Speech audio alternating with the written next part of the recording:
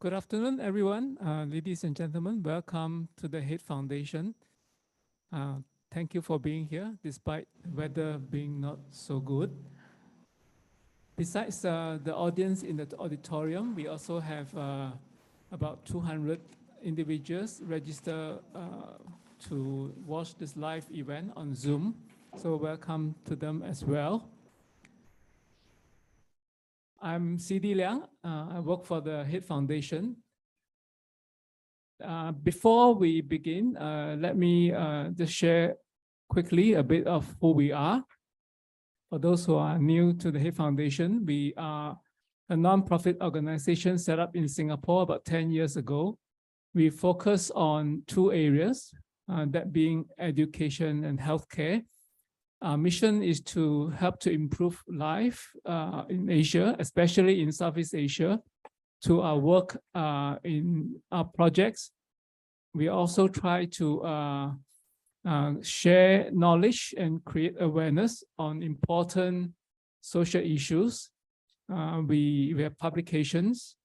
We also organize events like this today to share our resources in the network. We have academics and professionals we can ask to help to share the experience so that more people are aware of what are the important things that we need to pay attention to in our society.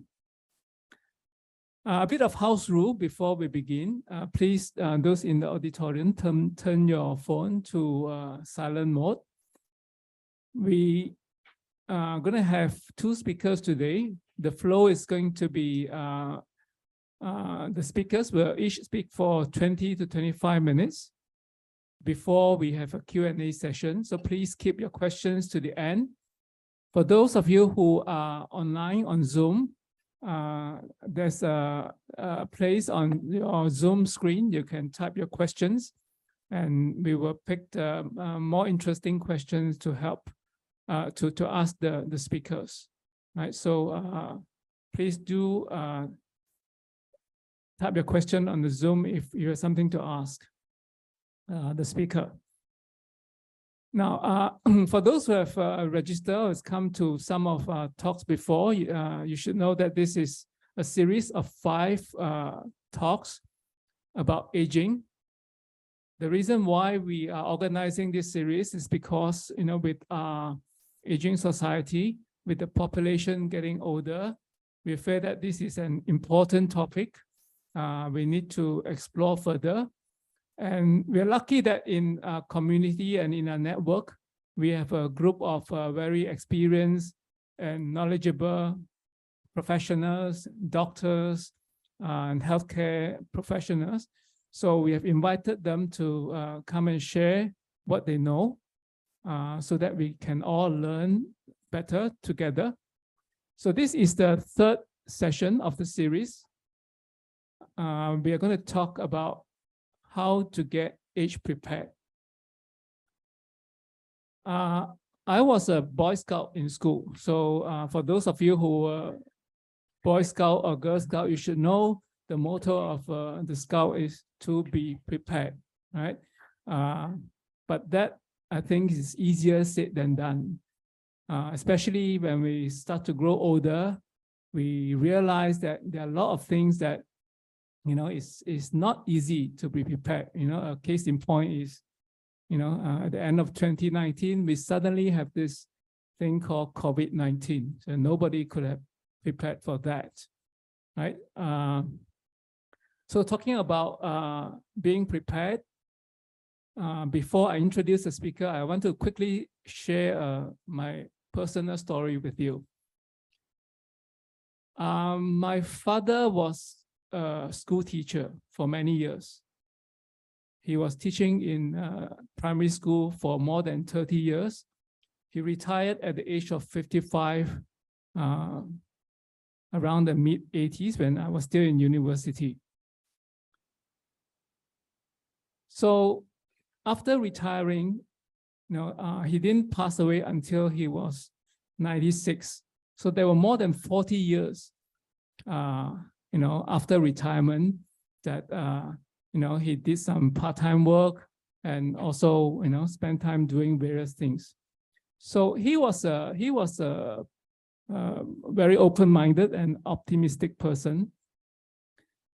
And at some point in time, he started to plan his living, right? He even wrote his own obituary and he discussed it with me. He picked his own photo, to be put on a newspaper. He bought a piece of land in the graveyard to be buried together with my mom. So he was, I would think that he was quite well prepared. But then COVID came and he passed away during the peak of COVID, not because of COVID. And, for the longest time, I've been imagining his wake and his funeral because after 30 years of teaching, he had many students who would come and visit him every Chinese New Year. They come batch after batch. And some of them at one point, I thought they look older than my father, right? So I've been, for the longest time, imagining his wake and his funeral will be a hall full of his students, that talk about the good time they had with him and so on. But unfortunately, he passed away during the peak of COVID. I couldn't go back, to his funeral in KL because it happened to be a public holiday in Malaysia. I rushed to the embassy, a Malaysian embassy in Singapore. I couldn't get a permit to go back. And even if I could go back, they limited the number of people for the funeral to be 5 persons, right? 5 people. So,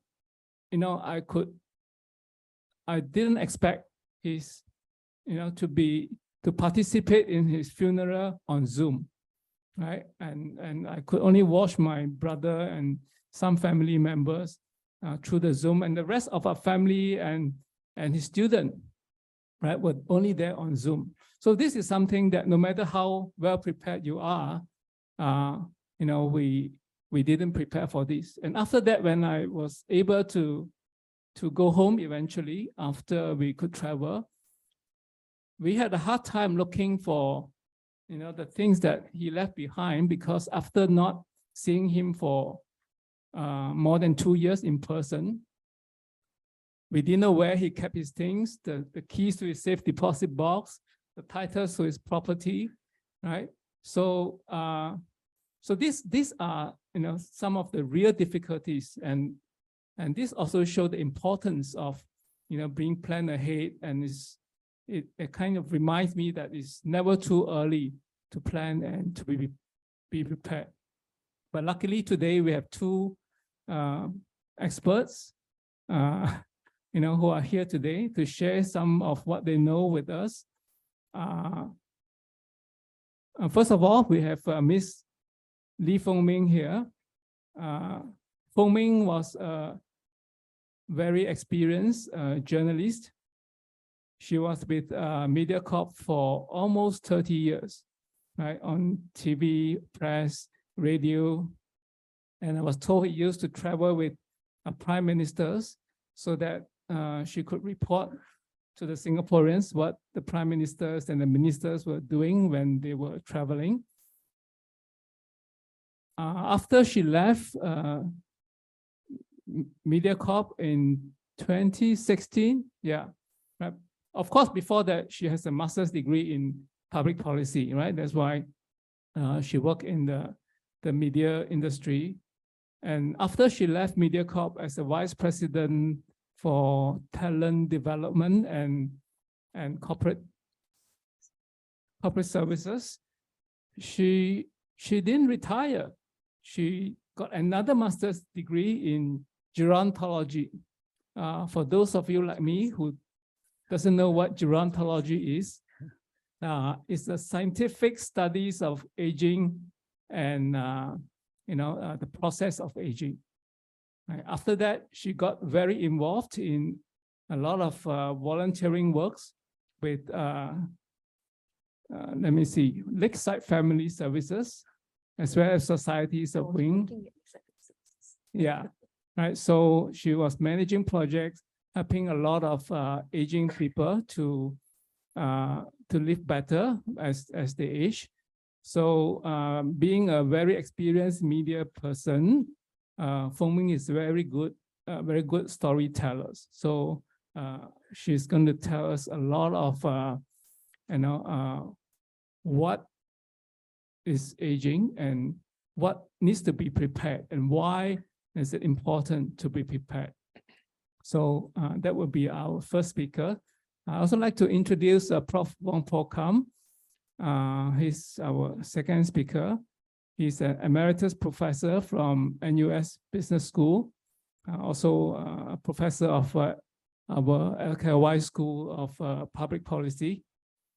Now, for all of us, I think getting just 1 degree from MIT is very challenging. But Prof Wong has got 5 degrees from MIT, including a PhD degree. Yeah. Prof Wong has also, besides NUS, he has also been teaching, or he was visiting scholars at Oxford University, Stanford University, as well as the Swedish Royal Institute of Technology. Prof Wong has won many global awards for being the educator in entrepreneurship. He has also won multiple public service medals from Singapore. He was the consultant for many big companies and organizations like Motorola, Visa, HP, World Bank, ADB, and so on. And he's also an angel investor and an impact investor. So Prof Wong is going to tell us how to be prepared and what are the tools that we can use to get ourselves prepared, not just during old age. I believe what he's, based on what we discussed before, he was the one who told me, getting prepared has to start early, right? There are all kinds of tools that he will share with us later. So without further ado, let me invite Foong Ming to start his presentation for us. Okay. Good afternoon, everybody here and at home as well, or in your office, wherever you may be. Okay, first of all, I have to share that I'm in this sector. I'm an accidental person in this sector, okay? When I left MediaCorp, I knew that I wanted to stop work for a while. And I decided that I want to become a full-time volunteer for a while. Yeah. So when I was talking to my friends who were in the non-profit organizations who were working in the social service sector, and I said, I want to become a volunteer full-time. They were asking me, okay, you want to be a volunteer, so what do you want to do? You want to volunteer with toddlers, preschoolers? Do you want to coach primary school students?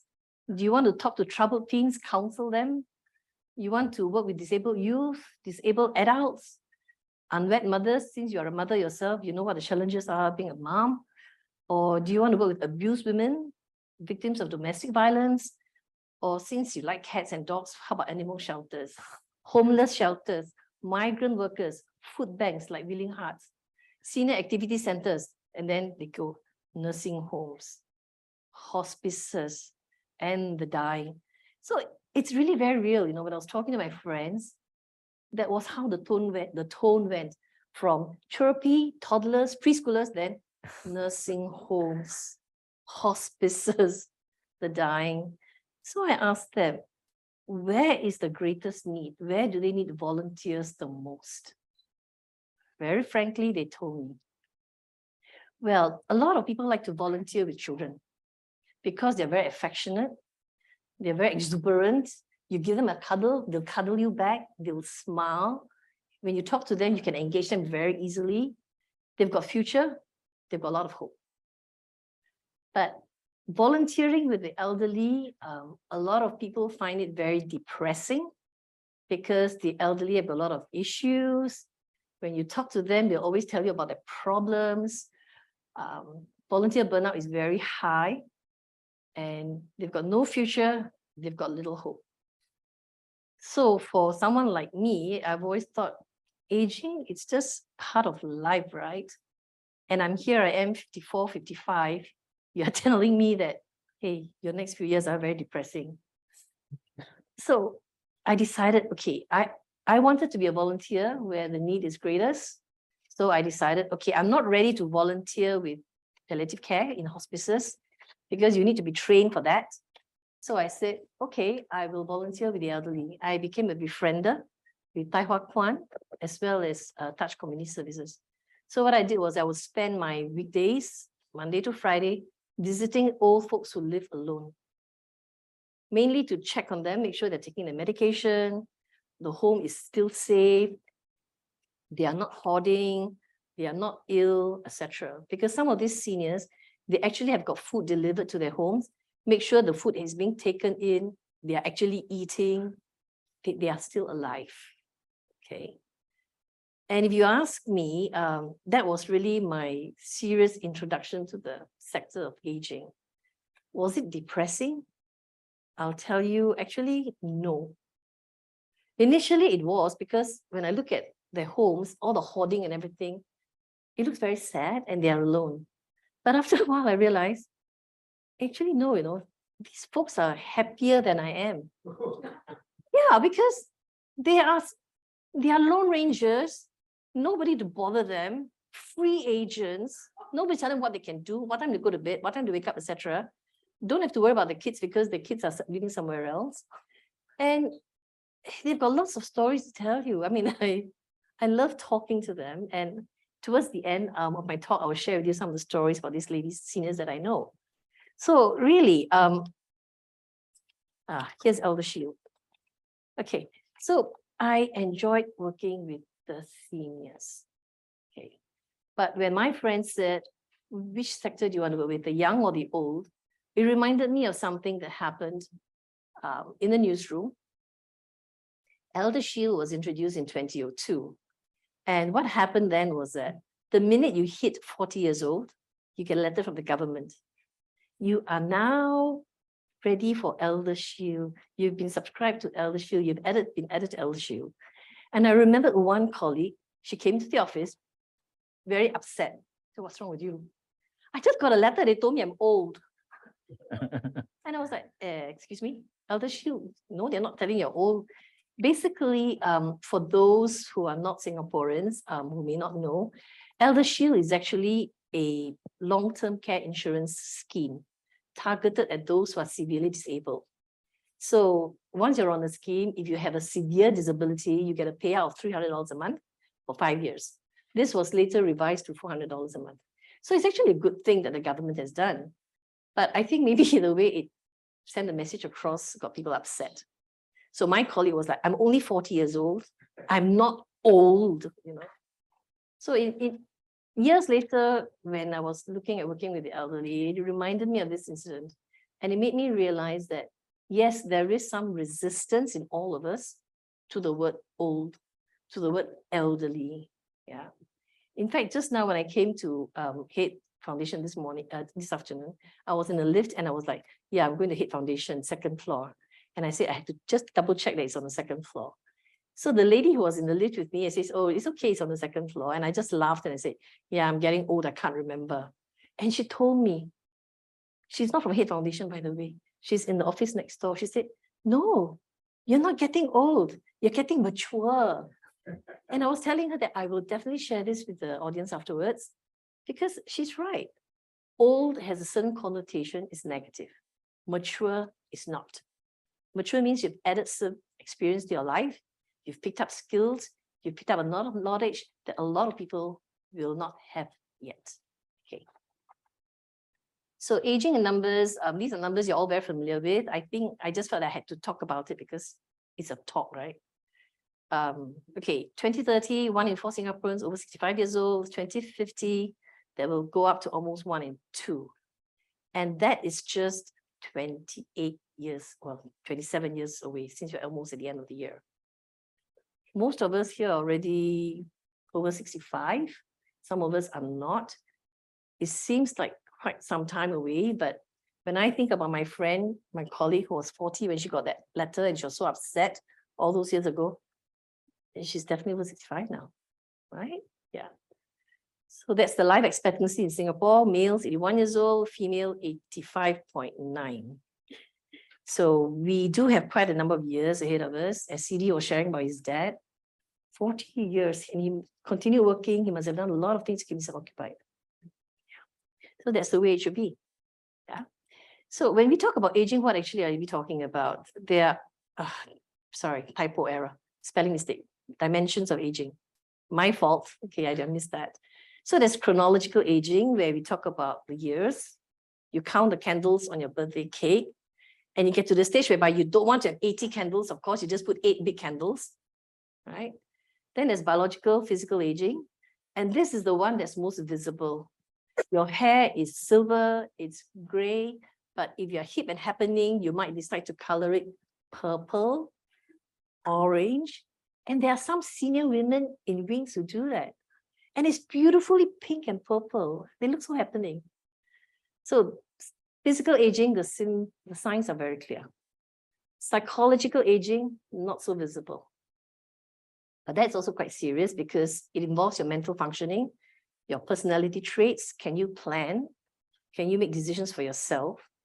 And then there's social aging. That's the one that really occupies my time at work. Okay, what is social aging? When you retire, there's a change in your position that is aged. In the family, when your kids are grown up, you're no longer like the voice of authority at home. You actually have to defer to them. So for example, like my sister who recently became a grandmother, she had certain ideas on how to bring up a kid. After all, she has brought up her son, but now she has to defer to the son and the wife on how they bring up the kid. What time is the kid's bedtime? How do you discipline the kid? How do you take care of the kid, etc.? So your roles have changed as you get older, right? And frankly speaking, social aging, I think, is really most influenced by perceptions of aging. If you are positive about aging, your social aging, I think, is somewhat more positive. It's also more delayed in a sense. But if your views are negative and you surrender to aging, you're like, oh, I'm growing old. There's nothing I can do. I just, I'm old and that's it. There's really nothing you can do, right? So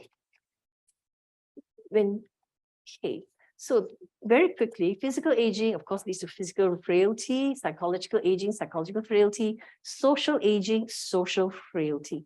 And I'm going to talk a bit more about social frailty. If I'm talking a bit too fast, do let me know. Am I okay in this pace? Okay. So social aging, at the national level, the government has done a lot to keep seniors active, to keep seniors financially prepared for aging. These are all very serious issues. And in a way, all the activities that are provided, like non-profit organizations, social service agencies, senior centers, activity centers, etc., all these are supposed to take care of social aging as well. But I think, personally, from what I've seen, seniors don't think that much about social aging. They're more concerned about the financial aspects. Yeah. Okay. So social aging, I'd say, is serious because if you don't age well socially, you actually do become socially frail. And it does affect you in many ways. In fact, on my way here today, I was talking with the cabbie, and he was telling me, I said I was here to give a talk, and we talked about aging. And he was telling me, actually, it's true, You see, the uncle in a wheelchair in a coffee shop, talking to his friends, is actually very happy, even though he's in a wheelchair, because he's got friends to talk to. And, well, he's not with his wife who's nagging him. He's downstairs in the coffee shop, lim kopi with the uncles. He's happy. Whereas you may have someone who's perfectly fit, able to walk around, but has got a lot of social issues inside, psychological issues, mental issues, and they're not happy. But yeah, he's independent, he's physically fit, healthy, he's moving around. So actually, social frailty is something that we should be very, very concerned about. Okay. And there are 3 distinctive social needs that we have: the need for affection, for behavioral confirmation, for our status and all that. Affection is very clear. You need to be loved. We need to love and be loved, however rich you are, however poor you are. Behavioral confirmation, basically it says the fulfillment of the need to feel that one is doing the right thing according to your relevant others and yourself, and to be part of a group with shared values. It just means that you belong somewhere. You have a place to belong to. Okay? And then status. Who are you? Once you have retired, you're no longer VP of some place. You know, oh, so what VP, right? Someplace. Who are you? Are you still somebody? Or you don't matter to anyone except your family members? Okay. So these are three different needs that need to be fulfilled for someone to be socially strong and not frail. I know the term used is social frailty, but I think it would be good if you're more positive and say, talk about being socially strong rather than socially frail. Okay. Yeah. Okay, what's the consequences of social frailty? These are the key points that came from this study that was done in by 𝗙𝗃𝗃𝘂𝘁𝗂𝘁 Hospital, the Institute of Geriatrics and Active Aging. Okay, there's increasing recognition that if you're socially frail, it will affect other frailties, physical frailty as well. And social frailty is the main driver that will increase your risk of disability, depression, malnutrition, etc. Okay, so for example, if you are living alone, okay, and there are quite a number of elderly people who are like that. They used to cook for families, you know, every day they will cook meals. But when you live alone, what is your lunch? Yeah, no meaning cooking for just one person. So what do? Maybe I'll just have bread, a cracker, and oatmeal biscuit. I think you all would have heard stories about seniors like that. So there is no meaning for them because there's no one to have a meal with. There's no one to talk to over a meal. And indirectly, the attention and the focus on the nutritional needs goes down. Okay, so that's just one example of how social frailty can actually lead to other consequences, right? And there have also been other studies that show that if you're socially more frail, it affects your psychological strength as well. You may not think as much. You probably sit in front of the TV and it's passive. You're just watching something that's on television. Unless you are like some seniors who would quarrel with the television, quarrel with the characters in the shows that you watch and all that. I have to confess, I do it all the time when I drive my husband nuts, okay? Because I feel like this, you know. But there is interaction. I mean, the person may not interact with me, but I'm interacting with the person, right? So yes, social frailty does lead to psychological frailty as well. Okay. So there's a lot of concerns, I mean, in the healthcare sector that if you're socially frail, all your other skills, your other strengths are going to be affected as well. And of course, COVID, social isolation led to more. Yeah. Okay. Now I'm going to talk about this report that just came out on the 2nd of November this year. It's by the Singapore Council of Women's Organizations. They did a study on tomorrow's new old. Basically, they are referring to those who are going to be turning 60 to 70 in 2030, what they expect going into retirement, and how they can prepare for it, for this next stage in their life. And actually, if you look at the findings, it tells us something very interesting. I'll just go through some of it with you, yeah? By the way, I like the term, tomorrow's new old. It was coined by a friend of mine who did the Masters in Gerontology program last year at NTU. So she came up with the term. She said, yeah, they're all talking about the old people, but the old people are now, but we are tomorrow's new old, you know? And our needs are a bit different. Because from the earlier generation, your educational needs are different, your expectations are different. But this generation of older folks, it's, again, like I said, different. They are the new old. So some of the things that you're thinking may be suitable for old folks today, may not be suitable for them of the future. Okay. Okay, and I just have to clarify that this was actually a survey of men and women. Not just women alone, yeah. Did I go to it? Yeah, sorry. I have gone and messed up something, gone backwards. How do I go backwards? I seem to have gone forward Press all the the time. button. Oh, okay. Sorry. Getting old. Okay, so basically, like I said, it's men and women and what they expect going forward. Okay. Social isolation will increase. There was a very stark message that came out, okay? Because those who are older, they tend to live alone, and there'll be more living alone. And women should worry more because we live longer, okay? Although I know there are some men who tell me, hey, it's not true. We are very fit as well. And I look at my husband and he's 2 years younger than I am.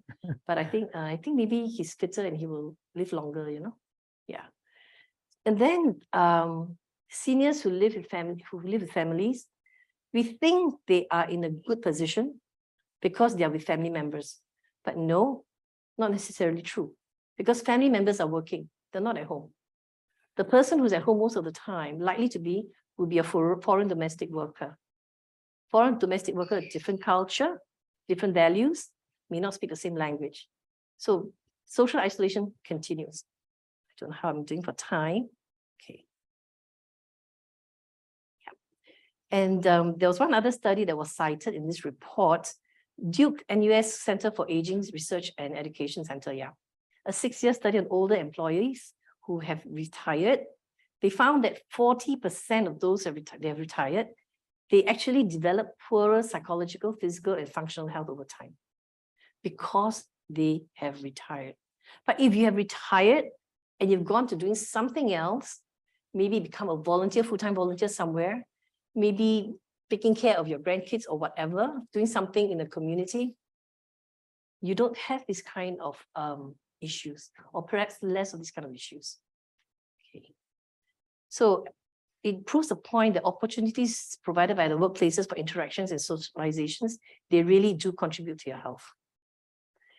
Okay, now, one of the questions that was asked was, how many of them intend to retire, okay, at the age that you're supposed to retire?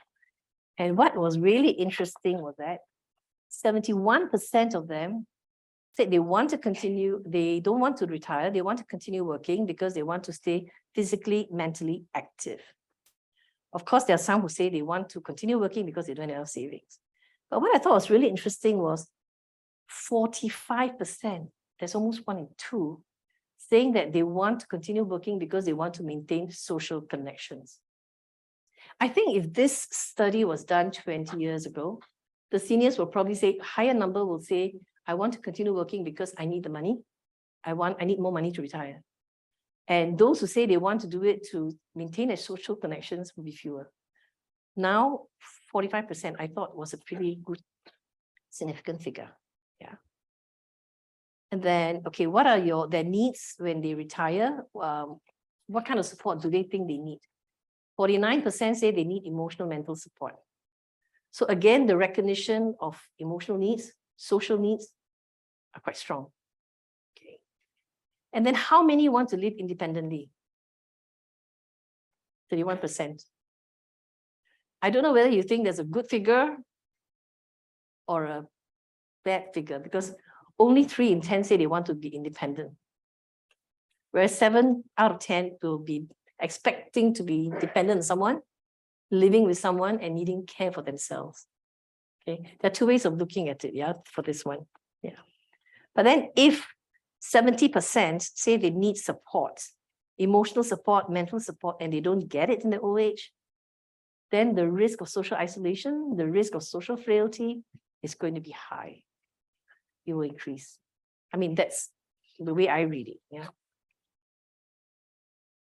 Okay, steps taken to prepare for independent retirement. What was interesting, which is not here, is that out of those 31% who said they want to live independently, 84% of them are actually doing things to enable them to live independently. They have done things like plan for financial adequacy. They have looked at maintaining their physical health, kept up an active lifestyle, and insurance coverage as well, issues like that, yeah? Okay, if you look at the bottom 3, actively learning new skills, taking up new hobbies, making new friends, at the moment, those are still pretty low in the scale. But those are the things that you do that will strengthen your social mental health, okay? So what does this mean? Okay. I think if you really look at it, it means that we still need to pay more attention to the social aspects because the focus is still very much on the financial aspects still. Yeah. Okay, so elderly, depressing, no future, little hope. Back to the slide that I shared earlier on. We need to embrace aging. We cannot afford to be negative about it. So whose responsibility is it, to do all these things? Yeah. Is it the government? Akong's job to do it? The government is supposed to do this, provide nursing homes, provide healthcare, give us subsidies for this, subsidies for that. I think it's wonderful that the government can do so much, but I just think that it's more effective, more meaningful if the support and the work is being done at our own end as well. We take responsibility for it. I'm one of those who say, I can't depend on outsiders too much. The government who's so distant. It's more important and more reliable to depend on somebody, sources closer to home. Yeah. Okay, so there's this aging, denial about aging, because people are worried about the future, they want to stay independent, they fear end-of-life issues, they dread things like cognitive decline, where they can't think anymore, or they have dementia, Alzheimer's, or whatever. They fear depression because they lose their loved ones, they lose their jobs, they lose their health, and they lose their self-identity. They don't know who they are anymore. Who am I? When you just, yeah. So afterwards, Prof Wong is really going to talk a lot about the end-of-life issues, which is actually, I've seen his slides, by the way. Yeah, it's really very, very good and very, very informative. So I'll be paying attention afterwards. Okay, so this thing about embracing aging, I think, as I said, both family members and ourselves, we have to embrace it. Okay, yeah. So how can we help the elderly accept aging? What can we do? Have live conversations, not death conversations. This is not in any order of importance, okay? It's just ideas, thoughts that came to my mind. Because if you can talk about how to live, right? You have ability, you have power within your hands to do something. And having that sense of control actually helps you embrace aging because I can do it. You know what you can do, right? And this kind of conversations about life is not something like, hey, Pa, Ma, we need to talk. Then you sit down and have a serious conversation. No.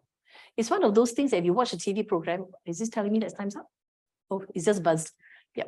It's one of those things that if you watch a TV program or a movie and there's an opportunity to say something, bring it up. Oh, by the way, those kind of conversations are more useful and probably more meaningful.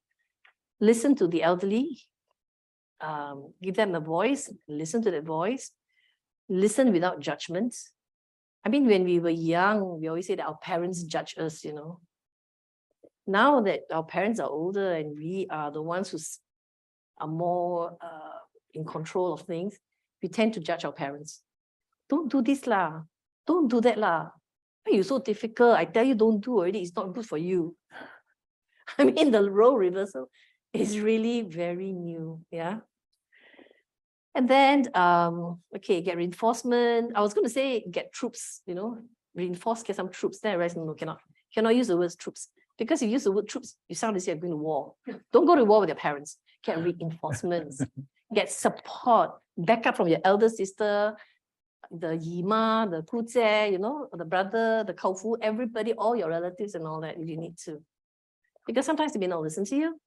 But if you go roundabout way, the message still gets across, okay? Choice of words is also very important. For example, you have to go and see a doctor. Can you please hurry up and go and see a doctor? No. You're going to see the doctor, at SGH. Hey, but SGH only Chinatown. After you go to Chinatown, can go 𝗙𝗚𝘂𝘁𝘂𝘁 and do this, do that. So it becomes something positive. It becomes an outing, not something to be dreaded, right? Okay. There are a lot of other examples as well. I think you'll be getting the slides later on, so I'm just going to move on because I think I'm overrunning. Yeah. Okay, what policymakers and non-profit organizations can do? Of course, there are a lot of things the government can do, raising that re-employment age, but some people are complaining because they don't want to work until they're so much older. They want to enjoy life earlier. There is a Singapore Plan for Successful Aging. There are 70 over initiatives there, retirement adequacy, etc. Where we are, the last two, volunteering among seniors. For me, I think that is one of the most meaningful things we can do. Because when you turn seniors like ourselves into volunteers, you're actually doing something for somebody. And when you're doing something for somebody, that becomes meaningful. Then you realize you have a social purpose, you have a social goal, and you can get very positive outcome. I mean, it's not that you don't, as a volunteer, you don't get paid in kind, but I think the smiles that you get, when you go back home and you remember, hey, the auntie smiled at me, and then she was so happy, she was laughing away. That's the kind of payment you even if you pay money, you can't get. You know, even if I pay someone to do something for me, I may not be able to get that. But here, when you volunteer, you can get that kind of reward, yeah? So as non-profit organizations, for those of you who are working with non-profit organizations, you can scale up your programs to recruit more volunteers, scale up your programs where seniors can actually, seniors who are attending your programs to benefit from it, can later do something to benefit others. They can just pay it forward, okay? And I think for all your different organizations, you can think of a gazillion things that you can do. Yeah. Okay, this, I'm not going to read through everything here, but do look up this paper if you can online. I provided the link. It's a very interesting study. It was in this Aging and Society journal, a UK journal. And they did a qualitative study. They interviewed, I think, about 30 seniors from different places, organizations and all that, asking them about the label old and frail.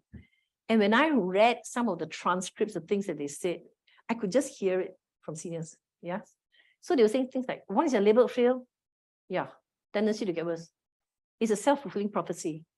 And once you're labeled frail, people will say, oh no, don't involve them lah. Just in case when you bring them out, something happens to them, your organization will get in trouble. I think you can hear that kind of discussions going on. It's very real, but it's also very sad because that's not always necessarily the case, okay? And yeah, so how did some of the seniors share about how they cope?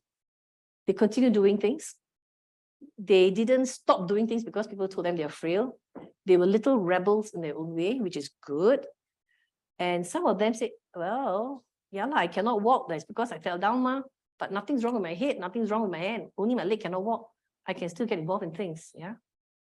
So basically, they say that they can still do things, yeah? Very good. Okay, I'm sorry, I think I overran. Seriously overran. Okay, so we talked about how, as family members, we can help the seniors in our lives. As non-profit organizations, how we can help the seniors you're working with. This one, I really want to talk about us helping ourselves, okay? How can we live the best years of our life? Nelson Mandela says there's no passion to be found in playing small, in settling for a life that is less than the one you are capable of living.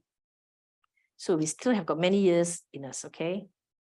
And I'm going to share with you just three examples here. This is 𝗙𝗚. He is now 85 years old. I met him just about 10 days ago in Malaysia.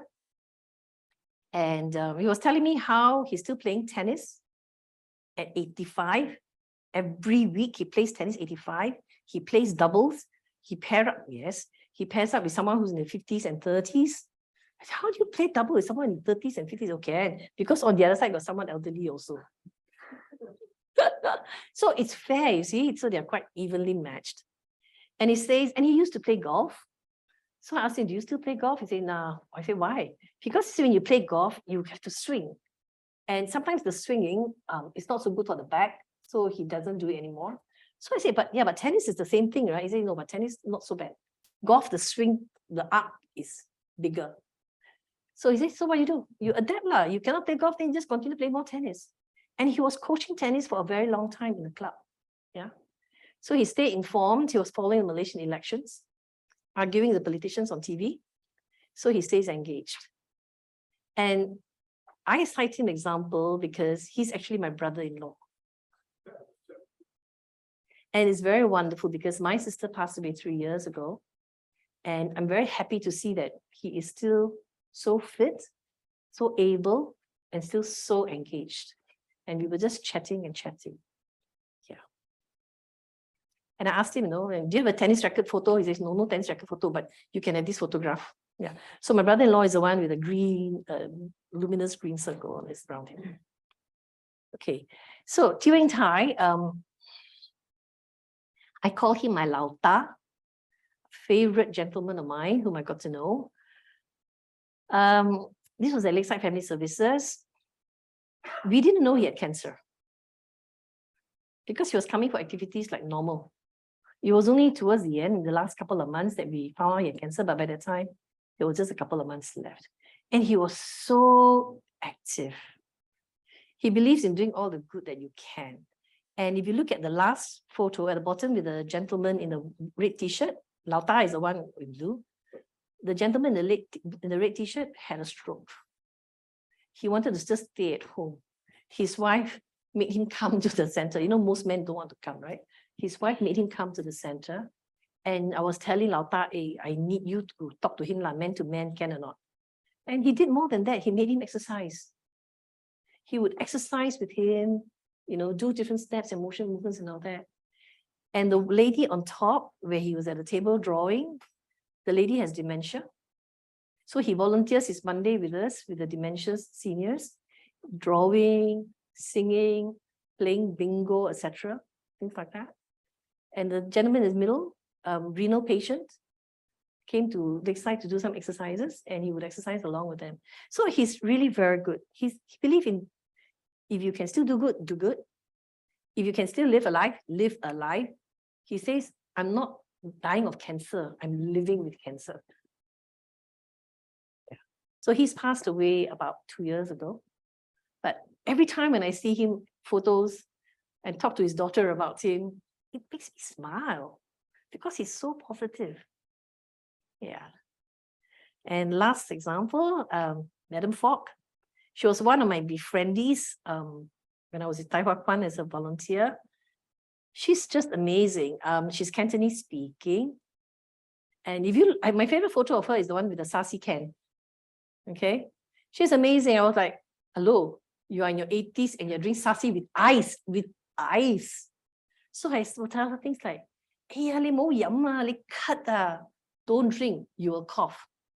And she tell me, basically, touch wood, She says, no, there's nothing wrong with me. Why can't I drink it?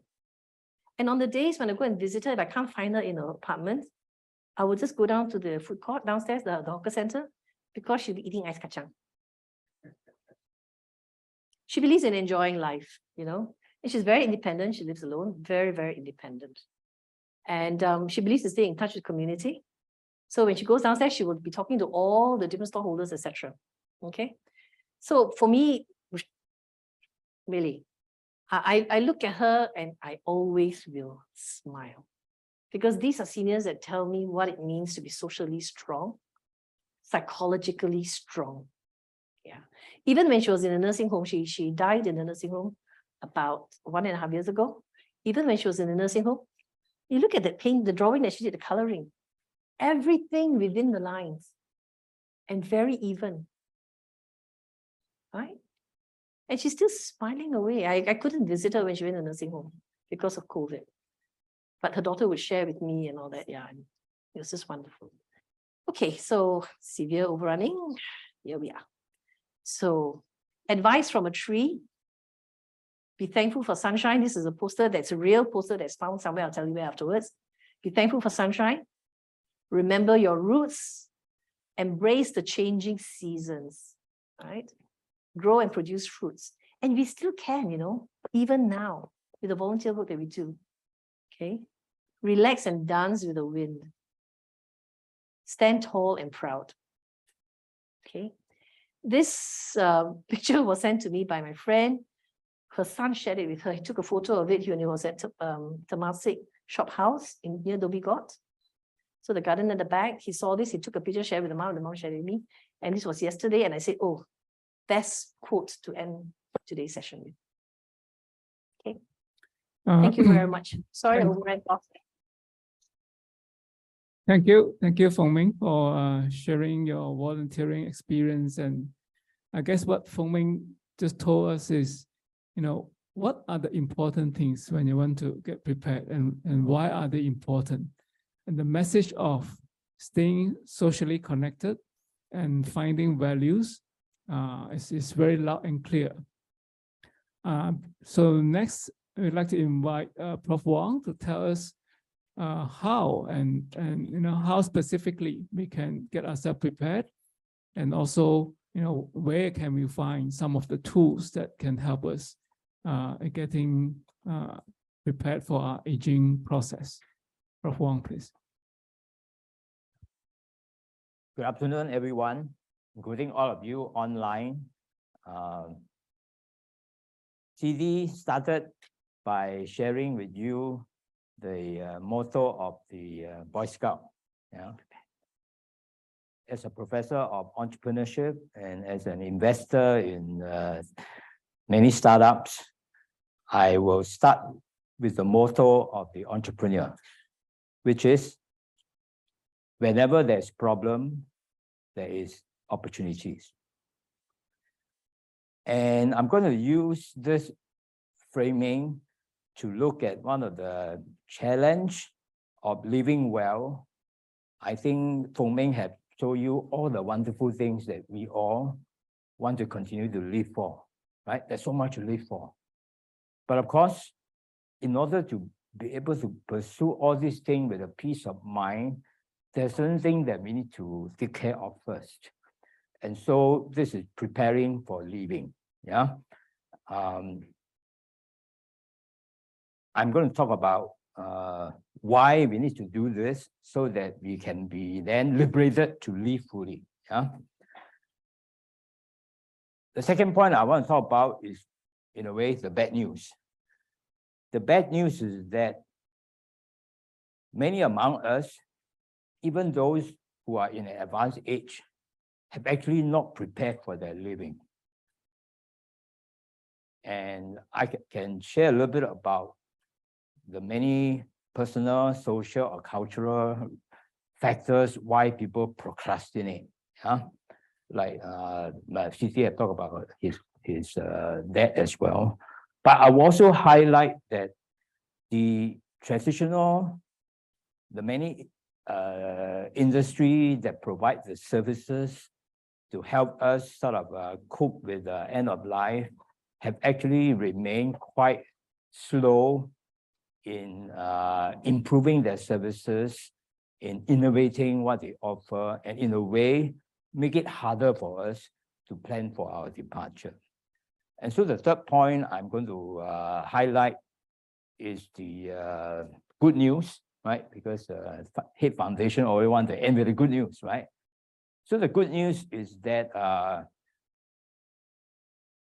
advances in digital technology and the widespread availability of these digital tools hopefully will help us to manage this planning for our living much more effectively, and therefore nudge us all to do more of it. Okay. So let me start by sharing with you this finding from a Liang Foundation 2013 survey of what are the top fears about death and dying, right? You probably are kind of familiar with this, and you may share some of this concern as well. Medical costs, being a burden to the family and friends, and you can go down the read list. You can read faster than I do, yeah? Now, I am not a Christian, but I fully sort of agree with this statement by the Lutheran theologian who says that we must have the serenity to accept the things I cannot change, the courage and willingness to change the things I can, and of course the wisdom to know the difference. Now, if you go back to this list of fear, you probably can see that most of this fear have a component that we can do very little about, but they also have a component that we can do something about. If you look at the last in the, and for example, let's start with the top of the list, medical costs, right? We all are afraid of, ballooning medical costs. And of course, one of the key drivers of medical costs is if you had cancer, right? Now, of course, many factors that may cause us to have cancer is beyond our control. We can control our diet a bit, but by and large, right, sometimes it's a draw of the luck. But on the other hand, if you, part of the medical cost could be handled if based on what is your decision about. For example, if you decided that there's no point to prolong my life for just another 2-3 months if, it's not going to save me. And therefore, I can, for example, have an advanced medical directive to say that, if the treatment are not going to actually cure me and just extend me by 1 or 2 years, don't do it. That will help you reduce part of the cost, right? Or if you decide that, for example, that as part of the planning, that you will also opt for hospice care, palliative care, as opposed, right, to more expensive form of care. So there's always part of it that we can control, we can influence, part of it we cannot, right? And so really, the first part is that to plan for our living means we want to do what we can to control that things that we don't want to happen. And I listed here the 3 main reasons, right? First, you want to plan for your living because you want to have peace of mind. Now, as the insurance salesman would like to tell you, what they're selling you is not an insurance policy, but peace of mind, right? But of course, insurance is only one part of planning for your departure. So if you really want to be able to live so that when the time comes, you have no regrets, you plan ahead, right? And the second, but related to that, a more important reason is that you don't want to burden or leave a mess for your loved ones to clean after you're gone. And a part of that is that you want to plan ahead, you want to communicate it so that your loved one and your caregivers know what to do when you are gone or become mentally incapacitated. Because although we think that we can live on for a long time, unexpected things happen. You cannot assume that you always have the time, right? So if you leave unexpectedly, how will your loved ones know what your wishes are? And we all have horror stories of, friends, maybe the husband passed away and the wife have no idea where all the documents are, like in CD's that case, don't have the password to any of the accounts or whatever, right? So if we really love our loved ones, we don't want to burden them, right? So which is why we need to plan ahead so that we have put all our affairs in order, we have the peace of mind, and then we can go and enjoy life the way that just been sort of described. Yeah. Now, of course, planning for departure is a very broad thing, right? So the reality is that we need to think about what are the important things we must do to get out of the way so that we can go on living, right? Now, I list down here a kind of a list of the things that you should get done. Of course, as a business school professor, when we teach business, we always say any business, you always must start with what is your goal, right? And in this case, we might first start off with what is your key end of life wishes and making sure that it is being shared. That's the most important thing. You must know what is this that is important to you, right? In a sense, the rest of the item on the list are actually ways to translate your wishes into specific instructions of what to do. I mean, you cannot have a general wish. If you have a general wish, it cannot be executed. It needs to be translated into a set of very specific instructions. And also, unfortunately, under the law, general wishes may not be acceptable, and under a rule under the court. And so you need to have a clear instruction for what to do when you're not around. Now, of course, I think a lot of you actually have heard of this, right? The first and most important thing, of course, you have an updated will and asset list which kind of says that when you are not around, how would your asset be distributed to whom, right? This is like your financial legacy, yeah? And I guess in the specific context of Singapore, it's also your CPF nomination, because under Singapore law, the will actually cannot nominate CPF, right? You need to have a separate CPF nomination.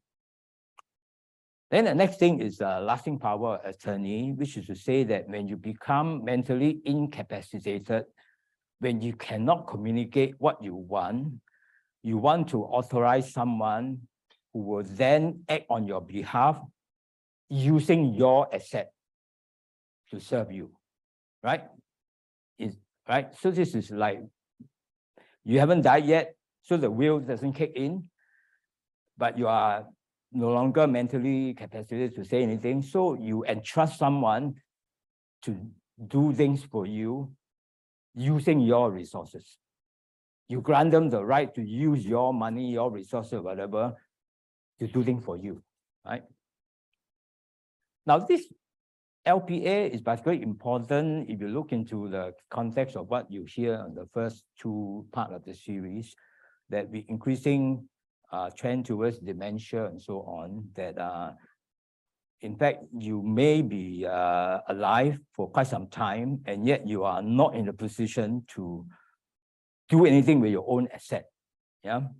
So you can have this situation where you can be very rich, but if you have no LPA, you cannot actually use your own resources, your own money to do things for yourself. And of course, the next important thing is advanced care planning, which is for you to say when you are sort of increasingly sick, what would be the way to care for yourself. Going back to the point about medical cost, right? If you have thought through your advanced care plan, you may say that there's no point to burden my family with high costs. There's no point to waste all my financial saving on these things. I may opt for a certain kind of hospice care. I may opt for nursing home care or whatever, right? This is your wishes. Another part that you may want to sort of be able to communicate clearly to others about is your funeral preferences and your pre-arrangement, right? So, for example, my wife is a Buddhist. My son is a Christian. So my wife's preference would be that when she passes away, she just wants a simple Buddhist sort of, a funeral. So if she indicates it very clearly, then there's no misunderstanding. Then my son will not say, oh, okay, my mother, let's do a Christian, right, so on, right? So this is take care of your, funeral arrangement. And you may also want to say, do I want to be embalmed? Do I want to be buried? Do I want to buy ashes to be dispersed or whatever? So this is your preferences. Now, the next thing is actually something that not many people have actually thought about, which is that you have to have a clear digital asset disposition plan. Increasingly, a lot of our assets are actually online. You got your bank account, you got your bank's online subscription and all that. You got your bills, you got your social media, you got your bank account online, and you may have a lot of things that are all sitting on your computer, hard disk, and so on. what's going to happen to all this? What's going to happen to your digital footprint? Now, if you have not have a plan in place, actually, your loved one cannot actually do anything about it. There was a very famous case of Leonard Bernstein, right? The famous composer and conductor. So apparently, he has written his life memoir, which is sitting on his hard disk. But before he got around to send it to any publisher, he died. And apparently, until today, nobody can have access to his memoir because it's password protected. And he hasn't told anybody about his password. And you may have your, if you buy cryptocurrencies, it may be in your crypto wallet. But if you didn't tell anybody about, how to access your crypto wallet, it's gone forever, right? So you have to think about, increasingly, your asset is online. What's going to happen to your asset if you die? Or you are mentally incapacitated, right? And last but not least, I want to talk about the importance of non-financial legacy plan. Today there are a lot of kind of financial planner who will tell you to do financial planning. But increasingly, as Foong Ming had pointed out, the elderly, to them, actually, a more important legacy is not financial legacy. It is legacy about themselves. It's about legacy about their relationship with their loved ones. It's what they would like to share with their future loved ones, their grandchildren, or whatever, right? It's their social legacy. And so this is something that actually not many people have talked about and done, but I think it's increasingly important. Yeah. And to tie all of this, you need to make sure that all these key documents, all these instructions, as it were, you can think of all these instructions are instructions. You have to make sure that all these instructions and the authentication of this instruction, because how do I know there is an instruction from you, right? That all these key, I call it end-of-life document, are properly stored. And when something happened to you, who have you delegated to access to this? In your case of your father, right? I mean, you don't know where it is. Now, you could have, something on your hard disk, but if your wife or if your spouse doesn't know the password, doesn't even know the file name, it's no use, right? You store them all, right?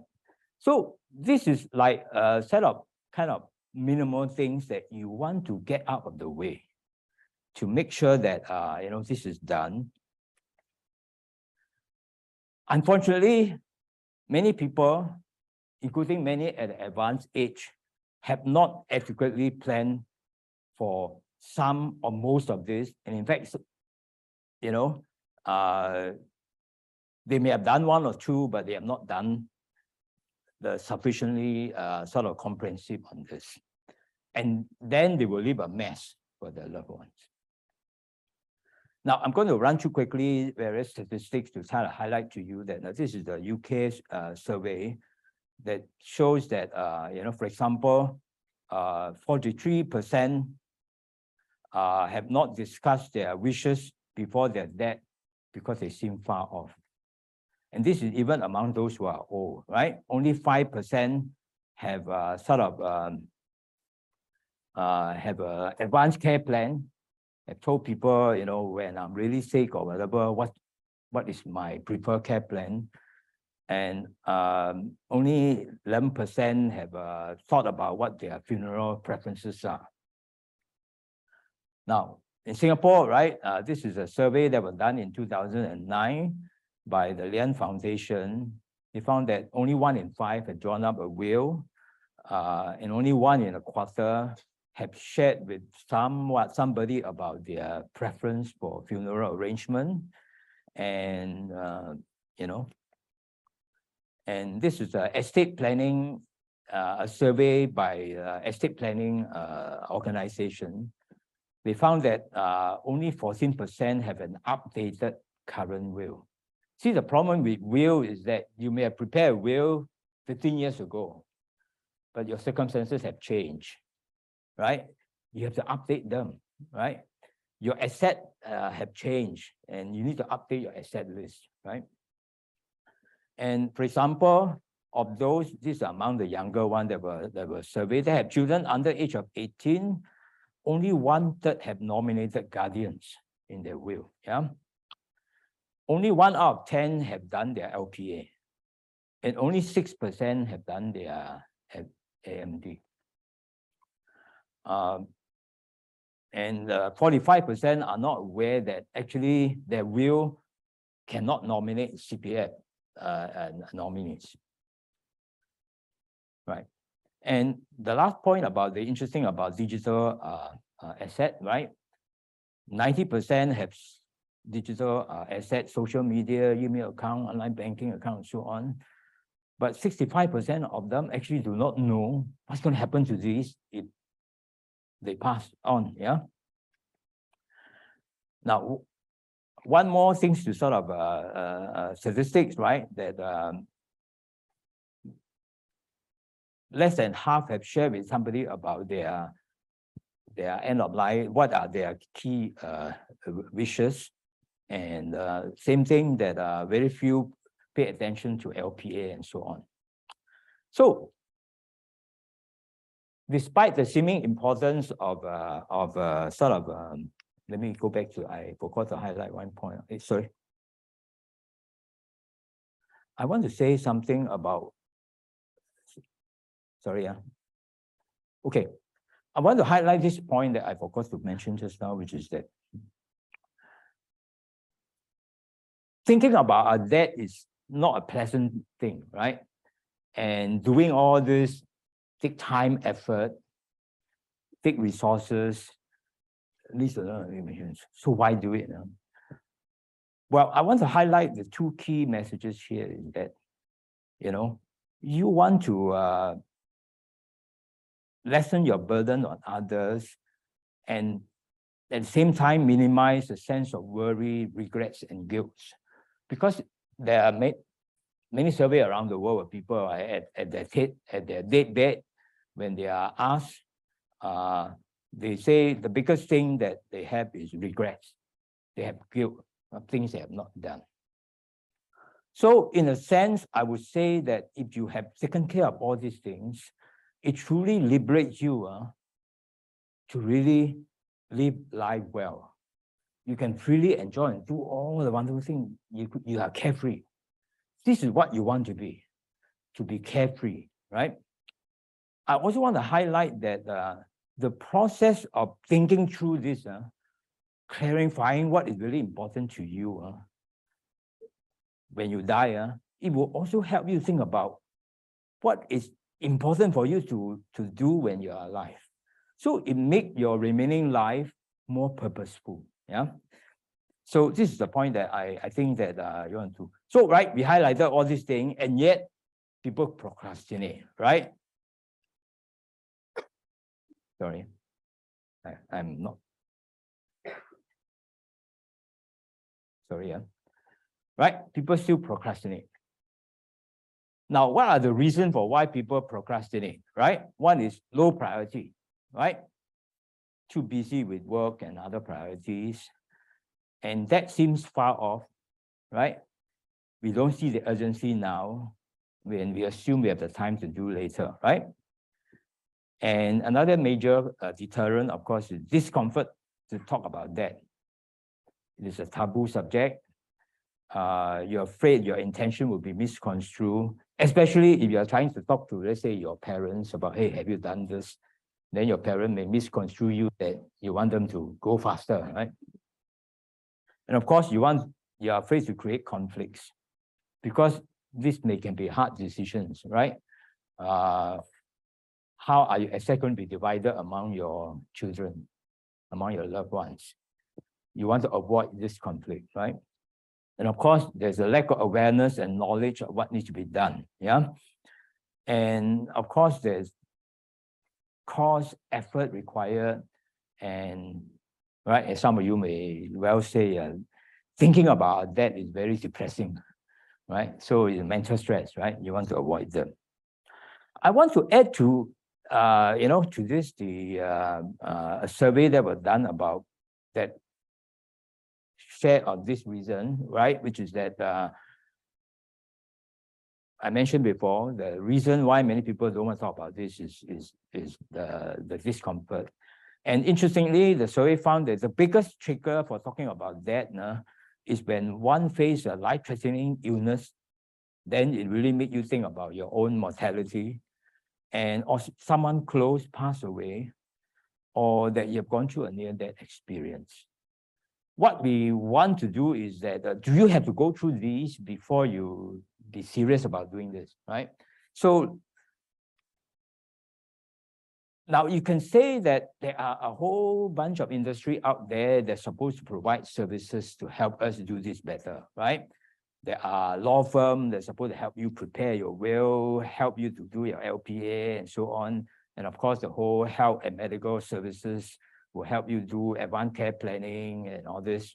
And the huge financial services industry, insurance company, financial planning agents, wealth management, estate management, they're all supposed to help you do this. But most of them are, the industry is very fragmented, and most of them are focusing on the most lucrative part of the market, which is the high net worth individuals. They have a lot of money, right? And so you want to go after them, yeah. And the funeral, service company, they want to get you to have prepaid funeral package. They want you to book the columbarium. This is like a real estate business, right? If you want to do this. Yeah, and you can think about the post-death also, that there are many industries. So the point is that these industries are using still very old technology and processes. You look at the funeral service industry today versus 50 years ago, it's probably not much different. And we have now an emerging sort of a large middle class who have sufficient asset that they are not living from hand to mouth, and they need better services to help them plan better. But in a way, the industry are not providing this, So before I talk about the how technological innovation can help, I just want to say broadly that, of course, there are many other things that we can do. Public sector can certainly do more in education and awareness. And if you think about, end of life pre-planning as a merit good in economics, there's the idea that in economic theory, there's something called merit good, which is that something that actually had good externalities, meaning that, if I do it, not only I benefit, other people benefit, right? If I do pre-planning, my loved ones are not burdened, society are not burdened, yeah? So when it's a merit good, then there's a reason why the public sector should subsidize and so on. So it's like you wear this free tracker, right? When I achieve the steps and I achieve the so on, I get NTUC fair price voucher. So why? Because it's good for society that I keep myself healthy and don't become a burden to society, right? So there could be an argument for more government incentive to do this. And I personally believe that tertiary education should think seriously about incorporating the teaching of end-of-life planning as one of the key life skills. Don't wait till you're old, start doing it early. And existing service industry, you have to think about how to do this better. But I really want to sort of really focus on the last part, which is that we need to think about how to bring the end-of-life planning to the digital age, the advantage of using digital technology. So we can think about how to facilitate the dissemination information, how we can enable planning tasks to be easier done at lower cost, how to facilitate us to share this better, and how can we use technology to provide greater security and access control that will make us trust to do this. And also, in a way, to allow us to do what I think Foong Ming had pointed out, which is what important to us is our social legacy. How can we use this technology to help us do this better? Yeah. Now, there is since the last 5-10 years, we can see that a lot of new startups are coming out with new sort of services and innovations. For example, one key thing is about digital ward. Now you can upload all your things in one digital ward, and it's on the cloud, so it can be shared with your loved ones in a secure way. There's a digital platform online for you to shop for will writing services and so on, right? And there's a digital asset management app to help you track all your social media content and put it in one place, and have a password management control that, if something happened to you, it will allow the, access password and so on, right? So, and after the post that, there are various also this online services now coming on board to help you to do this well. Online memorial and so on, yeah. So this is a chart that one of the startups that I've invested in called Timeless is actually looking at doing this, and you can see that they are in different part of the space, market space, and it's keep evolving, yeah. So for those of you who are interested more, some of the more well-established kind of online digital platform services are listed here. So the Everplan, for example, provide a digital ward for you to put up your will, put up your LPA and all that, so that you can share with whoever you designate, so on. Settle will help you that on your debt, that it will actually reach out to essentially your estate administration, reach out to all the banks and all that about updating them on your status and who has authority to take over and so on, right? And in Singapore, the agency for the AIC, Agency for Integrated Care, has provided a very comprehensive portal on information. They have also developed, supported the development of something called My Legacy, which allow you to upload your wills and also get your death certificate to be done and so on, right? So these are some example locally. So you can visit My Legacy, for example. You want to learn more about what you can do through this portal. It also provides a digital ward for you to store your wills and LPNs, right? But I want to actually highlight that while these are good, that many of these startups are still at the early stage, and a lot of them are actually not making money, and some of them are actually, after trying to provide this service, they then die. Yeah? So this is still at the early stage, and I think part of the challenge is that many of the startups are providing sort of fragmented services. They don't cover in a holistic way all the needs we have. And many of them, they adopt a direct B2C model. They try to disrupt the existing industry by going directly to the consumer. The challenge is that many consumers like us, we don't want to pay for these services, or that we are not convinced they are good because they are not well established. So we have this chicken and egg situation where, now the existing industry player, I mean, the banks, the insurance company and services, they by and large are still a bit slow to introduce this. I don't know how many of you have a bank that come and tell you, hey, we offer these other services to you, a bit slow, yeah. In fact, I think there are banks outside Singapore who may even be a bit more sort of innovative. So I know, for example, in Malaysia, some of the banks are doing a rolling business by offering you will writing and escrow for your will. You put your will in the bank, they charge you money for storage and so on. Yeah. But I feel that particularly in the Asian context, personal trust and relationship-based services is still important. So personally, I am not convinced that the direct B2C model that many of these startups try to do may be the best way to get these services going. It's better that perhaps we work through existing service partner, a hybrid model, yeah, and where we work with them to provide both some services online, but some with human touch, because that may be the way to go to do this. So as an illustration to this,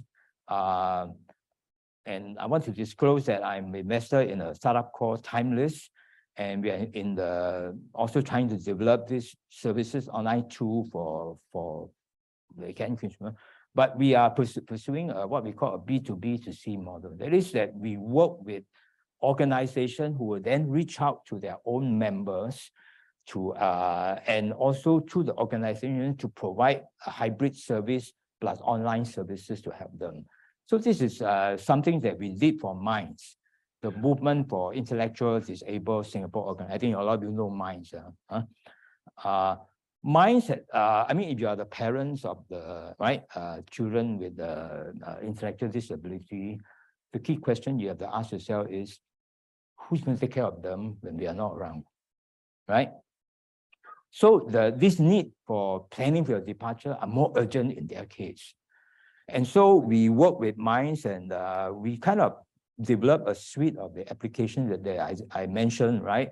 For you to write your will, for you to write your LPA, for you to do your advanced care planning and so on, but taking into account the particular needs of this parent. So for example, for this group of parents, what is actually top of important is deputyships.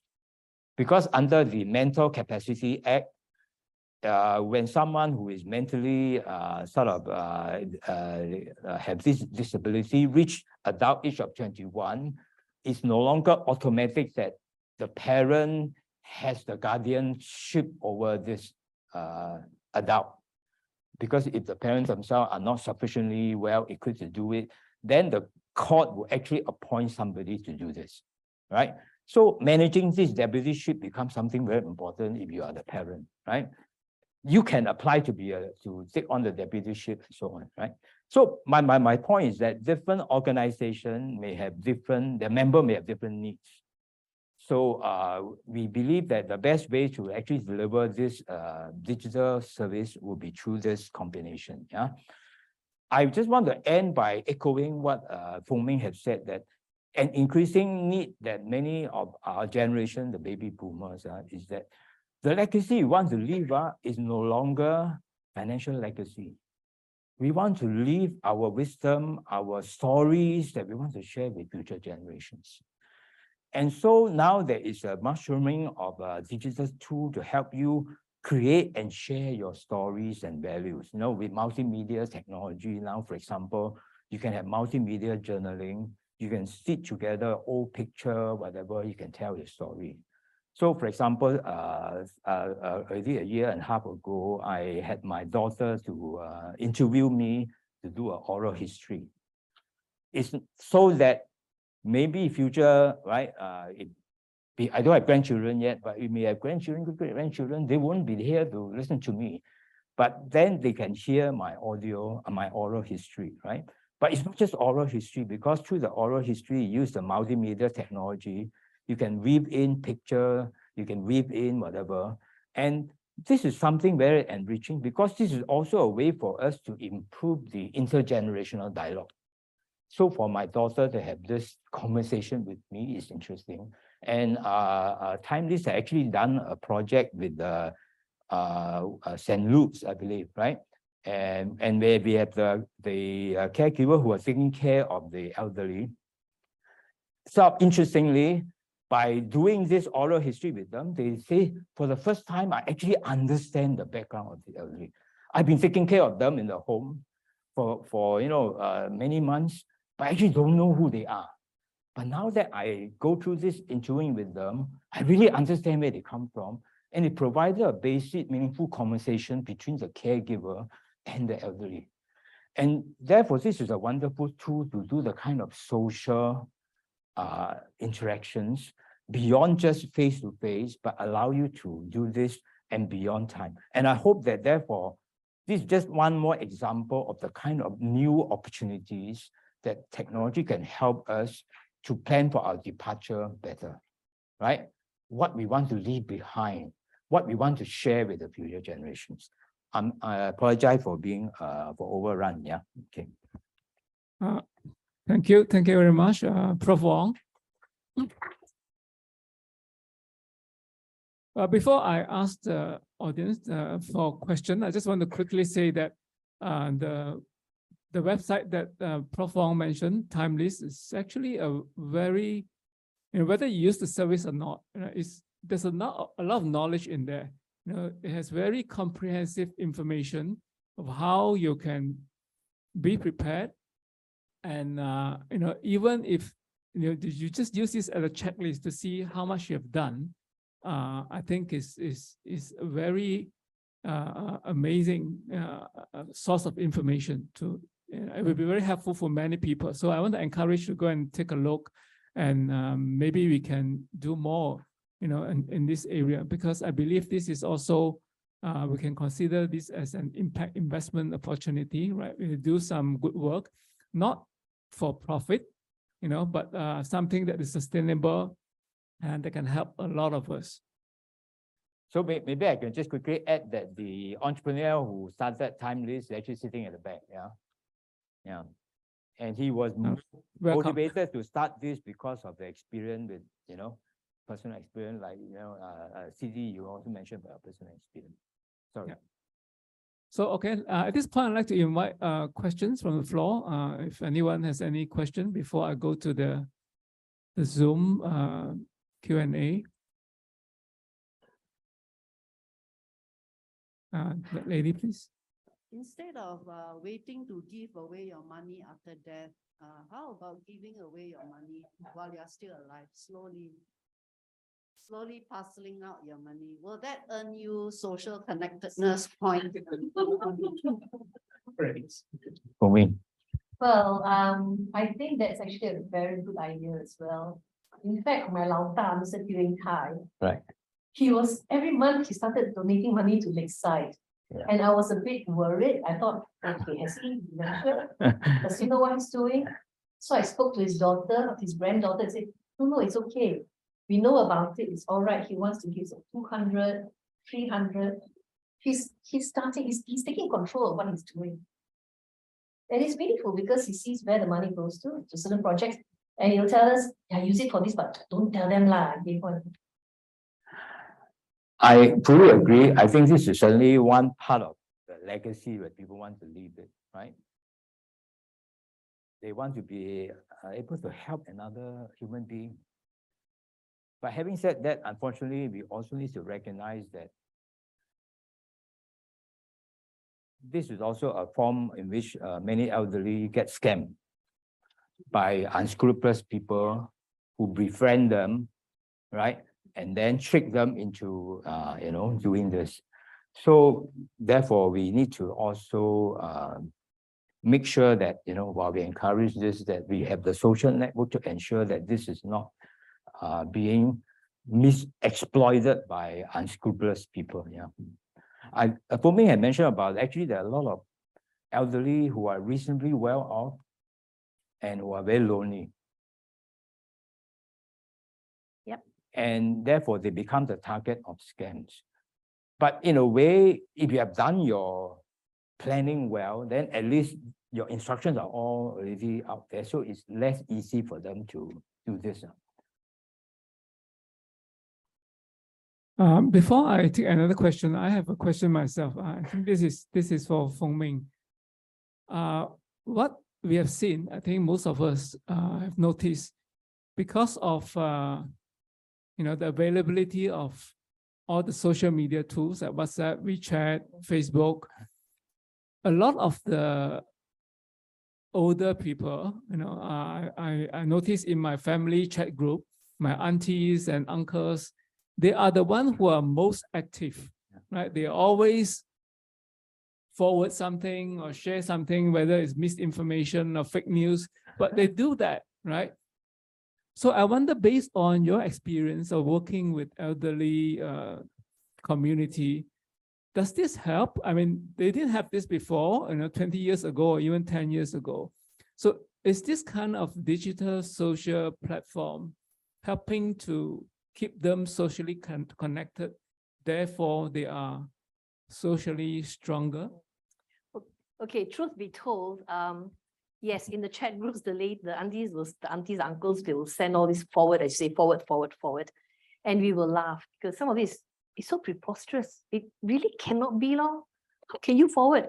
But we think it's a good thing when they forward because it gives us a chance to say, hey, you know, so and so, 这个不是真的啦，人是骗你的. Then it gives us a chance to address it.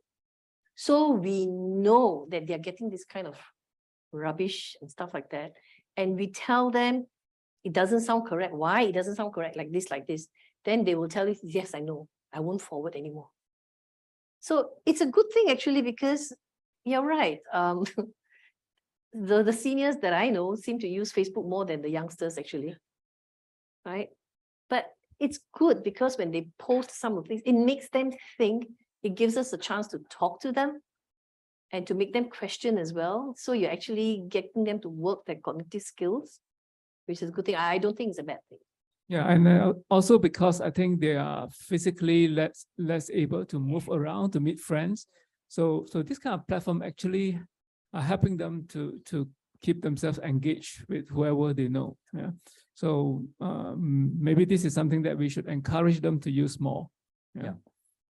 To me, I think this is a measure that actually many elderly generation are actually quite capable of using many of these digital tools.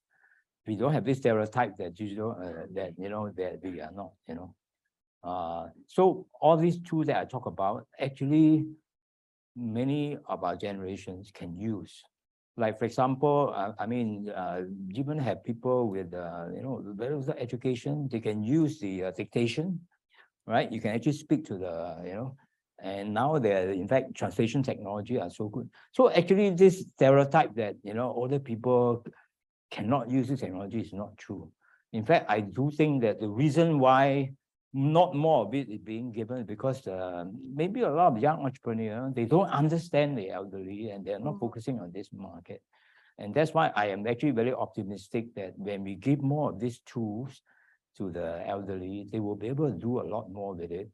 And one of it was to help them plan their sort of departure more effectively, because like in the past, it's so costly to go and change a will, right? You don't change a will very often. But actually with digital technology and authentication technology and in-time blockchain technology, right, where you can authenticate at reasonably low cost what the original, what the true version is, then you feel freer to change. Because as we grow, we need to dynamic change. So I feel that the technology is available now. It's just that we need to get the message off for people to try and use it more. Yeah. Yeah, I think that is very true. And that reminds me of our tea lady in our office, Auntie May. Yeah. When she's not doing work in the pantry or cleaning things, she's always on her phone, trying to look for the next activities from the CC. When is the next time we have a choral session, the next opportunity to volunteer, or the next trip to Johor to have durians, right? So these kind of tools actually help the government and the community center to keep in touch with these elderly people, to check on them and make sure they are actively engaged socially. I have another question from our Zoom audience. I'm not sure whether this person is from Singapore, but his or her question is that I'm the single child and I have to take care of my elderly parent to the extent that I have to work less, I have to go out less often. And that is kind of affecting me as I age as well. And his or her question is, where is my hope? This sounds like a reverse pyramid problem, because in a community, people are having fewer and fewer children, and they have to take care of their elderly parents, and they wonder, like maybe this is a question for Foong Ming. Is there a way that they can get out of this situation, or are there places where they can get help? Well, I think one of the solutions would be to have a home helper, because then that makes sure that there's somebody at home with the elderly parents. But the other option you can also have is your parents would also have friends who are of the same age. they will also have children who are about the same age as you. I think when your children were younger, you have play dates, right? Right? Certain weekends, you go to one person's home and, you play together. So one set of parents may be taking care of those bunch of kids, whereas some of the other parents say, okay, bye, we'll come back for you at a certain time, and they go run errands. I just think that in situations like this, it's also quite possible for the grown-up children to pair up with other children, other grown-up children, to have activities for their parents. I can go visit you with my parents, they can spend 2 hours together. You can come over and visit. So it's something that you can do. I mean, it really sounds like, your kiddie play dates time, but it does serve a purpose. Yeah. It's something that you really can do. I just think that it can be done. Yeah. And your parents be so much happier because they get to see so and so. The other option you can also do is, we've been teaching seniors at Wings, you don't just passively click on a Zoom link and join a conversation or a talk or whatever. Learn how to host your own gatherings. We teach them how to set up a link, how to send invitation, how to do chats and all that kind of stuff. So they can host their own tea session every Friday at 2 o'clock. You have tea together. So maybe for 2-3 hours, they are chatting and the daughter can do her own work. But to go out of the home, she will need someone in the home with the parents. Okay. What he or she has highlighted is certainly another very important challenge with aging, which I have not addressed at all, which the technological innovation tool could also have great opportunity to address, and which is the challenge of the caregiver, not the elderly, right? But you look at all the challenges of the caregiver, then you can also ask, what can some of these new technology, especially digital technologies, they can help, Of course, you still need to have the face-to-face kind of support group activities that Foong Ming had mentioned. But clearly, there has been a whole suite of innovation thing about how can we have services that can complement for example, part-time, care on hire that you can use, or to use the tools to allow us to sort of pool the caregiver so that I can take leave and another caregiver come and take care for my parent and so on, right? It's a pool service. These are things that can be facilitated by the same kind of technology tools and platform that we had mentioned.